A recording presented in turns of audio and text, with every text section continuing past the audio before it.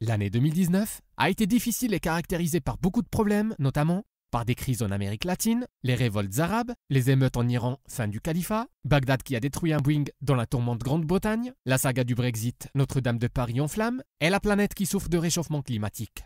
Arriva l'année 2020, nous espérions que l'année sera calme, mais cela s'épure par la pandémie du siècle, appelée coronavirus, qui n'a pas épargné les riches, les personnes de renommée et qui a touché tous les continents.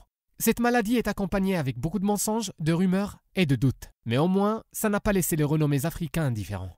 La première à être emportée, c'était Orlus Mabel, puis Manu Dibango et enfin Loris la Congolaise.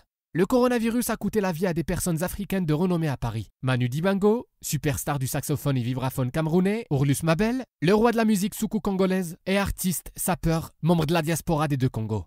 Alors que l'Afrique a eu relativement peu de décès dus au coronavirus, le continent a perdu des personnages légendaires à cause de la maladie. Tous ont défini leur genre, et tous sont morts de Covid-19 à Paris. La musique d'Orlus Mabel a été définie par ce rythme rapide et ses coups de guitare d'arpège qui sont urgents.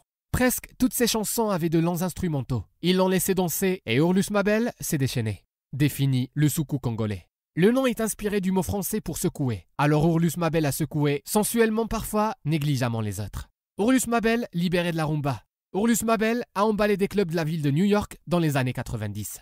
L'autre grand que l'Afrique a perdu aujourd'hui était le Camerounais Manu Dibango.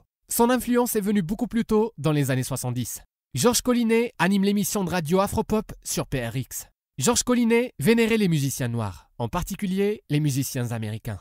Les premiers travaux de Dibango ont été influencés par des grands du jazz américain comme Louis Armstrong. Mais le saxophoniste a eu une profonde influence sur la musique de danse américaine.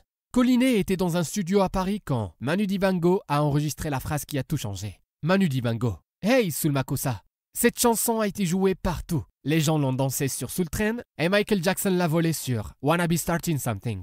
Tout le monde copiait ce Mamagou Mamasa, Mamamakossa. Il poursuivait tout le monde à droite et à gauche. Au cours de sa carrière, Manu Dibango a sorti des dizaines de disques. Il était indépendant du genre. Il jouait du reggae et du jazz de la Nouvelle-Orléans. Il a joué avec n'importe qui jouerait avec lui. Mais ses racines étaient toujours en Afrique, dans ses rythmes, dans ses grooves. Enfin, Loris la Congolaise, artiste, sapeur, membre de ressortissants des deux rives, du majestueux fleuve Congo en France, s'est éteinte dans la nuit de mercredi 1er avril à l'hôpital Fort-Sill à Ferro-Latilly en France, des suites du coronavirus. Triste nouvelle confirmée par son frère jumeau, Lucien Cyriaque Boulepea.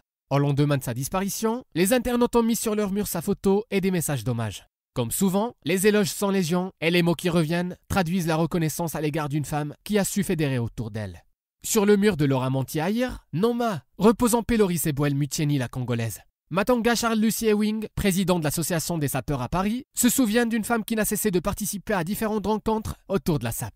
Nous avons perdu une amie très chère, que son souvenir demeure. Née à Brazzaville le 17 avril 1969, Loris la Congolaise s'est installée en France en 1983. Jouissant d'un statut de diplomate, elle a vite eu l'assentiment du milieu artistique. Ses amitiés lui ont permis de côtoyer des artistes tels que Papa Wemba, Bodi Bodiana, Werason ou plus récemment Fally, pour lequel elle a bravé, il n'y a pas si longtemps, les entraves des combattants pour assister à son concert du 28 février à Paris.